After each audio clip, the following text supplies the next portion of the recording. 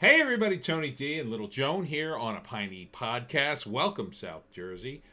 Quick note to the whole channel: YouTube is doing something else.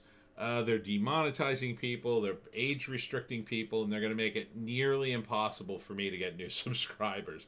So please share the video and also subscribe to me on BitChute, where free speech is still a thing and anything goes, and there's all sorts of crazy videos on it you could see besides mine, and we don't have to worry about that. So if YouTube shuts everything down, you can always find me at BitChute.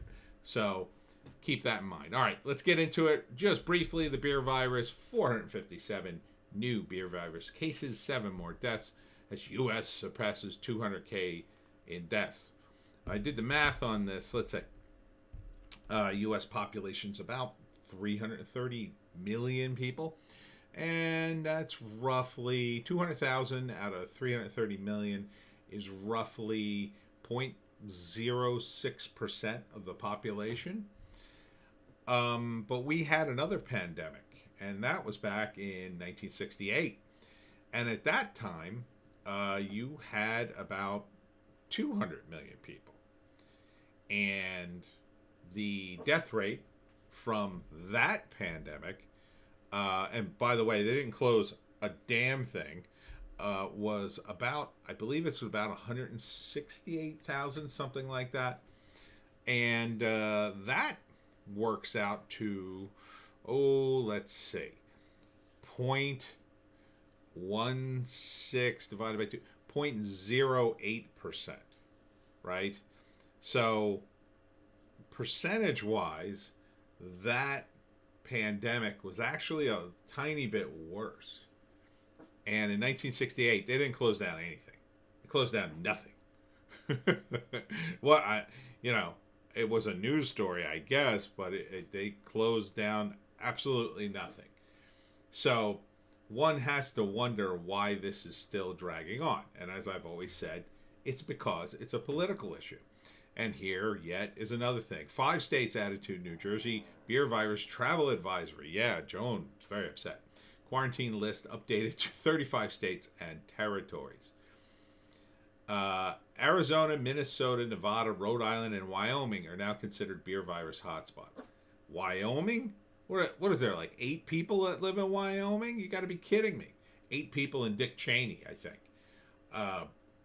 Wyoming's a very sparsely populated state. I can't imagine that they're having a huge problem with the beer virus. Now, maybe Rhode Island, that's in the Northeast where it's very crowded. Even Nevada, I mean, although it's highly traveled. Minnesota, Arizona, maybe. I mean, Minnesota had tons of riots and people running around. At this point, who the heck is doing all this traveling that this is really even an issue? I think this quarantine really isn't doing anything other than making a big show so Murphy can say, look, I'm doing things. I'm doing things. I cannot wait till this guy runs for re-election so I can criticize him. And I have. New Jersey businesses have been fined for price gouging during a beer virus pandemic and lying about antibody tests. See, this is what it's really about. So the state can shake you down for another fine. There's all sorts of fines businesses can get for all kinds of stupid things. And now this is just another one. And let me tell you, the article says, authorities have caught people engaging in a variety of unscrupulous tactics during the beer virus pandemic, including price gouging. Price gouging is not a unscrupulous tactic. Let me explain to you why price gouging isn't what you think it is. Everybody gets mad when people raise the prices suddenly in an emergency, right? You remember Katrina. Some of you do. I was traveling to Dragon Con during Katrina when it hit. And that's in Atlanta. And I was coming from New Jersey. And because Katrina hit and the state of Georgia announced that there will be no price gouging, every gas station was out of gas. because I was trying to get there from New Jersey, and I was running out of gas. And every station I hit, the locals had panicked, run to the gas station, and gassed up every one of their cars. They gassed up their generators. They were freaking out because there might be a shortage of gasoline in the coming weeks because of what happened in Katrina. Because I believe they have various fuel depots down near Katrina, I guess. So, yeah, Joan is participating in the story. So, I was running out of gas. I mean, I was literally on fumes, but I fortunately just made it into Atlanta. But I wasn't staying at a host hotel. I was staying a couple miles outside the city, and I had to drive in every day with my comic books in order to sell them. Well, thank God, one of the gas stations had raised their prices to like $5.87 a gallon. And I was like, crap. But then I realized, wait a minute, this is the only guy with gasoline. He's saving my butt. And he did, because even though I paid a lot of money for the gas, I had gas. You see, by raising the prices, it forces idiots to think twice before gassing up needlessly. It's supply and demand. These idiots created an artificial demand in their panic to gas up in anticipation. And because of that, people like me were left out in the cold. Because I didn't live there. I was just coming in for the weekend. They screwed me over. And it's not like I could go knocking on doors saying, hey, can I siphon some of your gas? So, I was in I'm from New Jersey. I'm not from Georgia. I didn't know anybody who lives there. I was just there for the convention. So, price gouging, as they call it, isn't necessarily a bad thing. If they had all raised their prices, if they all had doubled their prices, I believe gas was, I don't know, around the $1.50 mark at that time. This was a few years back, maybe closer to $2. They would have raised their prices to $3 or $4 a gallon, and then people gassing up would be, well, do I really need to gas up? That's a lot of money. I'll just get what I need. And yes, it would have cost them more, but this was an emergency. Maybe the emergency would have lasted for months, and it would have been great if they had raised their prices to the point so people would only get the gas they needed. So I was turned around on this, because I did some research in the libertarian sites about this and had this experience, and I said, you know what? Law of supply and demand here. So this idea that you're going to fine businesses for price gouging during a pandemic, look, you have people who will go to a store and buy up all the hand sanitizer or all the toilet paper because they think there's going to be a shortage, and then they'll go sell it online or they'll sell it someplace else. So if the regular stores raise their prices, then people are only going to buy what they need. So think about it. That's all I'm saying. And in terms of lying about the antibody test, well, that's pretty bad, I would say. But the whole beer virus thing is just a big, giant scam anyway. Come here, Joe. You're making too much noise. Come here. Come on. Well, now you gotta cooperate. Come on. You happy? Okay. So now sit here while I do the rest of the Piney podcast, okay? Good girl. Anyhow, moving on. I believe this is Westville. That's why I clicked. Yeah, Westville. Woman found dead inside her Westville residence.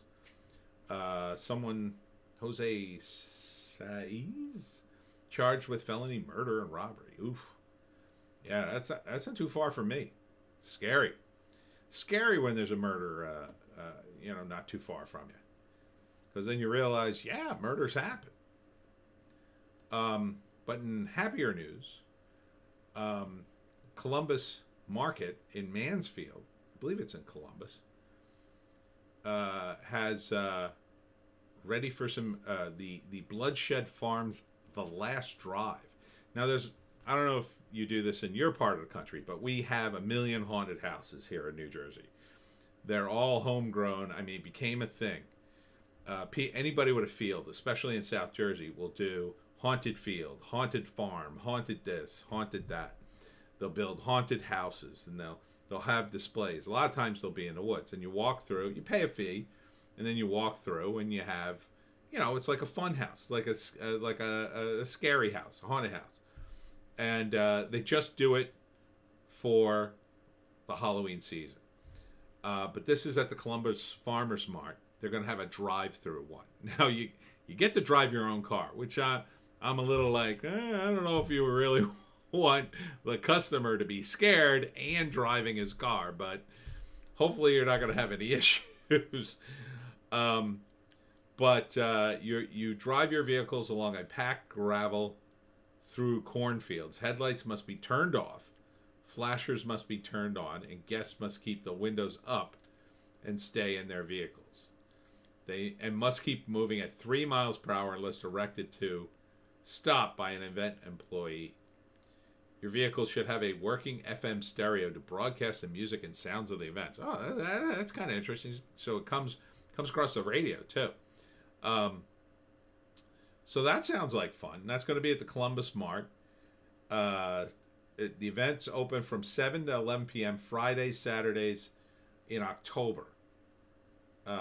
And October 11th. Tickets are timed and must be purchased online in advance. Tickets are $40 to $50 per car. Wow, that's a little pricey, but maybe they got a good deal. I don't know. VIP upgrade is $20. I guess you get better zombies. I don't know what you get with a VIP upgrade. Number of passengers per car is limited to the number of seat belts available. Seat belts must be worn. Okay, seems fair.